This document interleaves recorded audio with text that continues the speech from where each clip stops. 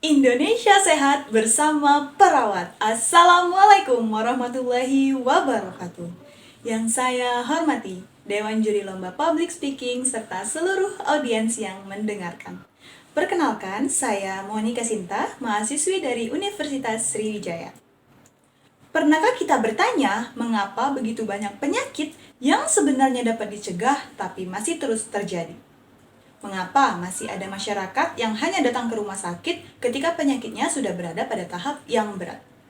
Jawabannya sangat sederhana, karena masih kurangnya edukasi dan kesadaran akan pentingnya pencegahan penyakit.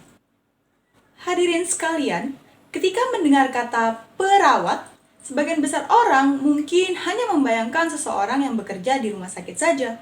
Orang yang hanya memberikan obat, memasang infus, atau hanya merawat pasien. Padahal peran perawat jauh lebih luas daripada itu.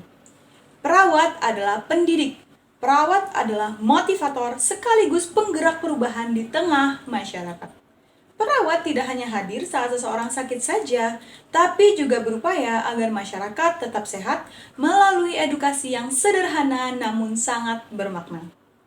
Perawat mengajarkan pentingnya mencuci tangan dengan benar, mengajarkan mengkonsumsi makanan bergizi, berolahraga secara teratur, melakukan pemeriksaan kesehatan secara rutin, melengkapi imunisasi, hingga menjaga kesehatan mental.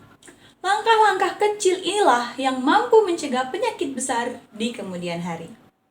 Saudara-saudara sekalian, kita hidup di era ketika informasi sangat mudah sekali untuk diperoleh. Namun, tidak semua informasi yang beredar dapat kita percaya.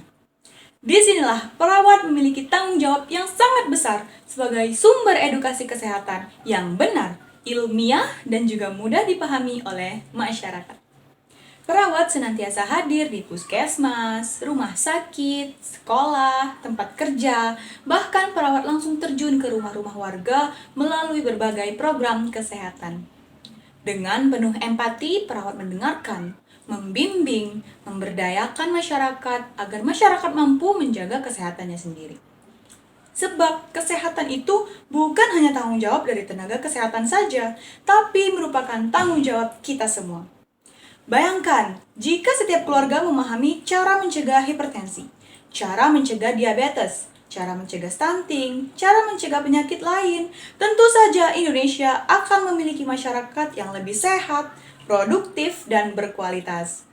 Inilah kekuatan dari edukasi kesehatan. Hadirin yang saya hormati, menjadi perawat berarti memilih jalan pengabdian. Menjadi pribadi yang tidak hanya mengobati luka, tapi juga menumbuhkan harapan. Tidak hanya merawat pasien, tapi juga menginspirasi masyarakat untuk hidup lebih sehat. Dewasa ini sudah banyak perawat yang menginspirasi, yang mengedukasi memanfaatkan teknologi terkini. Banyak perawat yang sudah mengedukasi melalui platform media sosial demi mewujudkan Indonesia sehat.